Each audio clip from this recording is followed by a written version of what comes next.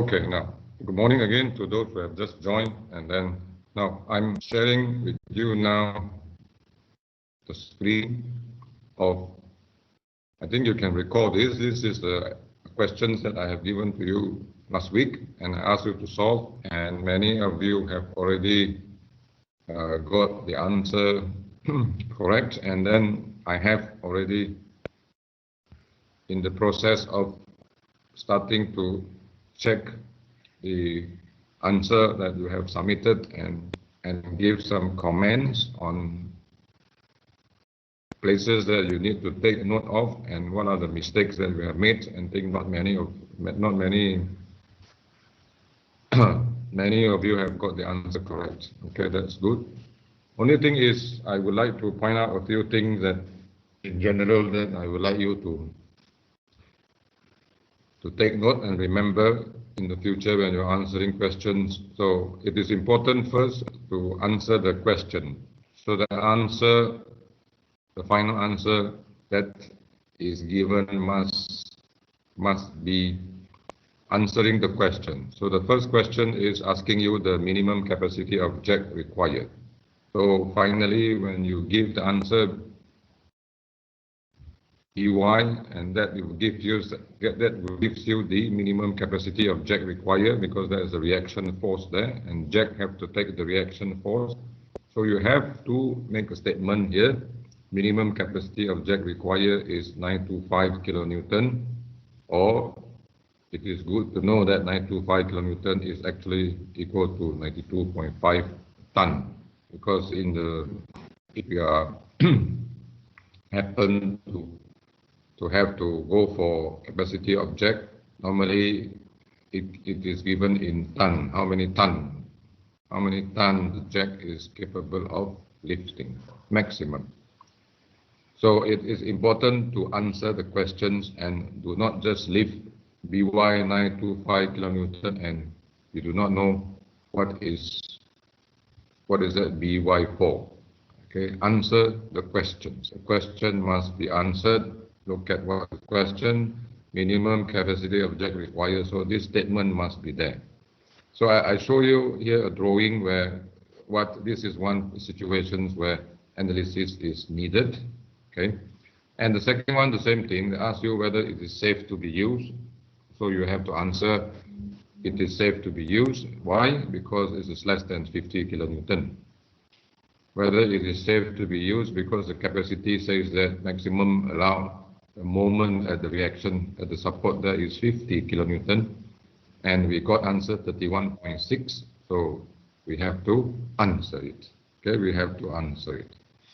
I hope all of you are able to see the screen. Okay, I'm sharing you now the screen. Let's see.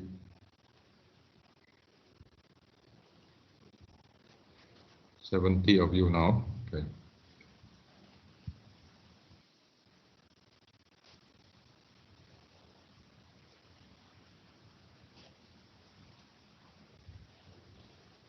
Now, the other thing which is important to take note, let me share you the screen again, is when you are answering the questions, look at the values which are needed in the solution process. So you refer to also comments that I make in e-learning. Please take note of those things. So try to do not repeat the same mistake or the same. So please take note of those comments. And we are asking you to get a BY only. You need only to get BY. So AY, AX is not needed. So those values you do not need to show.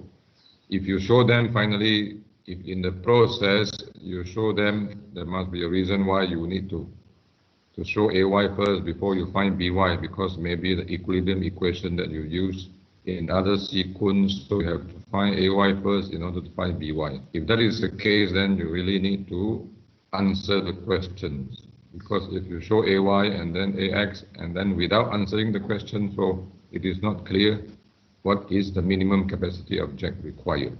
So that is notes to be taken. The same thing for this question number 2. What you need is MA. You do not need AY and AX because it is not asked.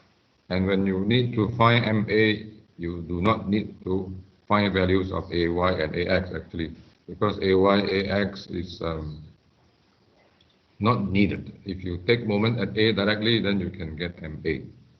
So try to be very concise in your solution process, answer questions, and only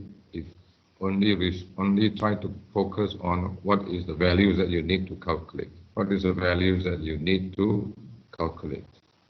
Okay, so that is a few things that I would like to first mention to you all. Now, we have yesterday in the morning class, I have introduced this example, and which is one example of a frame with inclined members. With inclined members, so you have CD 2 meter, 10 kilonewton per meter UTL, then C to B inclined. Inclination given here is 4 to 3. So 4 to 3, then we will need to see how to make use of this. 4 to 3 already given. Then BA, again 10 kilonewton per meter, and all this part also 10 kilonewton per meter. But it is acting here, acting horizontally on this member, acting on the horizontal part of this member, of this frame. But here it is acting on these inclined members of this frame, and the load is vertical directions, but distributed over the inclined length, This is distributed over the horizontal length. This is distributed over the horizontal length. Okay. So the question asks, calculate the reaction forces at support B, which is a roller. This is a symbol of roller, and support D, which is a pin support. So we will be looking at more on how to analyze. This is basically happen in a frame. Beam, we do not have a situation where you have inclined because beam are normally all horizontal. Then how to deal with situation like this, important things that you need to take note of.